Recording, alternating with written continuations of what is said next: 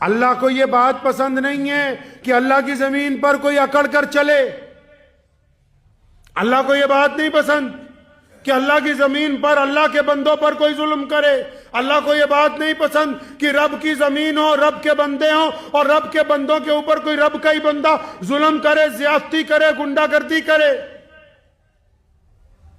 اس بات کو ذہن نشین کر لیجئے کہ غرور خدا کو پسند نہیں ہے. اور غرور تو اس بات پر کیا جا سکتا ہے نا جو ہمیشہ رہنے والی ہو. بھائی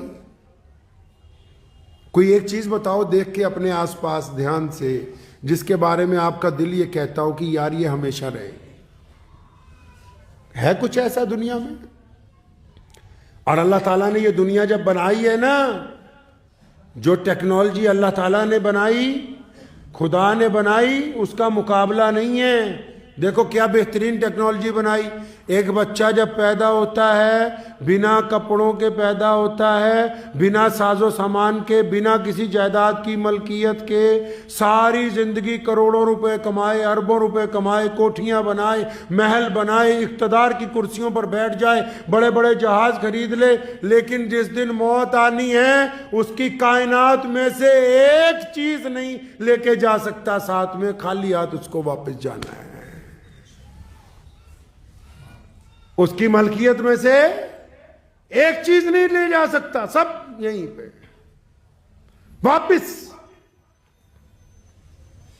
کیا پتا 1000 سال بعد، 100 سال بعد، ابھی 100 سال کے بعد ہم جن گھروں میں رہتے ہیں کون ان گھروں میں رہے گا؟ آپ کو پتا ہے؟ جس دولت پر، جس عہدے پر ہم ناز کرتے ہیں 100 سال بعد یہاں کہاں کون ہوگا پتا ہے؟ تو اس لیے اپنے ساتھ کیا جانا ہے؟ معاملہ کس کے ساتھ ہے؟ اپنے رب کے ساتھ. کچھ لوگوں کو غلط فہمی ہے کہ مرنے کے بعد زندہ نہیں ہوں گے. تو قرآن پاک نے اس کا مدلل جواب دیا کہ یہ کائنات بنائی کس نے؟ یہ سارا نظام چل کیسے رہا ہے؟ اللہ کو غرور والے پسند نہیں ہیں. نمرود نے کہا تھا نعوذ باللہ کہ میں تمہارے خدا کے خلاف لڑوں گا، اور پھر ایک فوج تیار کی، آسمان کی طرف تیر انداز بھیجے گئے کہ آسمان کی طرف پہاڑی پہ کھڑے ہو کے تیر چلاؤ کہ نعوذ باللہ خدا کو قتل کرنا ہے. کیا ہوا پھر؟ کیا ہوا کیا پھر؟ اللہ تبارک و تعالیٰ نے ایک مچھر کو حکم دیا کہ چلو جا کے نمرود کی طبیعت ٹھیک کرو. مچھر آیا، نمرود کے ناک میں گھسا، دماغ میں چلا گیا، اپنے سر پر، منہ پر تھپڑ مارتا تھا کہ یہ مچھر مر جائے کسی طرح جو اندر گھس گیا ہے. پڑھیے تاریخ کا وہ بادشاہ جو کہتا تھا مجھ سے زیادہ کوئی دولت مند نہیں ہے، جو کہتا تھا مجھے کبھی موت نہیں آ سکتی، جو کہتا تھا میرے پاس سب سے زیادہ اقتدار ہے، جو یہ دعویٰ کرتا تھا کہ نعوذ باللہ میں خدا کو مار دوں گا.